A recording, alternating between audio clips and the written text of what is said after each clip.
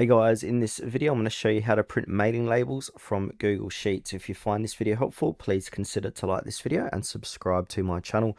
In saying that, let's just jump straight into the video. Okay, first step is open up Google Sheets, and then you want to organize your Google Sheets. So create a spreadsheet with a header row, for example. I'm going to use this.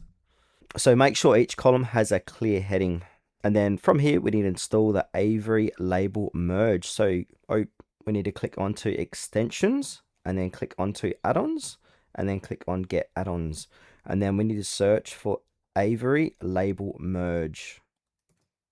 Here it is here. So we need to click on the first result here with over 5 million downloads. So click on install, and then click on to continue. We might need to sign into our account to install the add-on. So I'm going to click on continue again.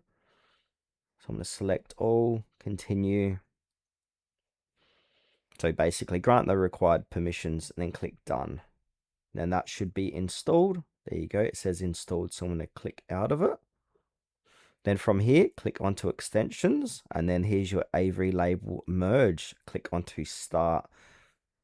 Now a sidebar will open on the right, or a little box is going to appear in the middle of the page. We can move this around.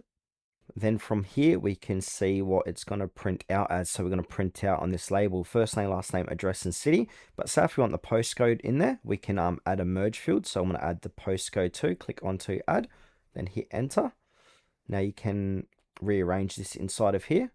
Then from here, we want to go ahead and choose merge labels. Then after that, click on identical labels. So enter the number of labels to generate. So depending how many you want, I'm going to go ahead and choose 25 and click on OK. And that's going to prepare to start. Now it's going to generate 25 labels. Now it says here successfully generated 25 labels. Open the merged Google document or its PDF version to print your labels. Now if you're using the free trial, this is limited to 30 labels per image, and it's going to show you how many merges you have left as well.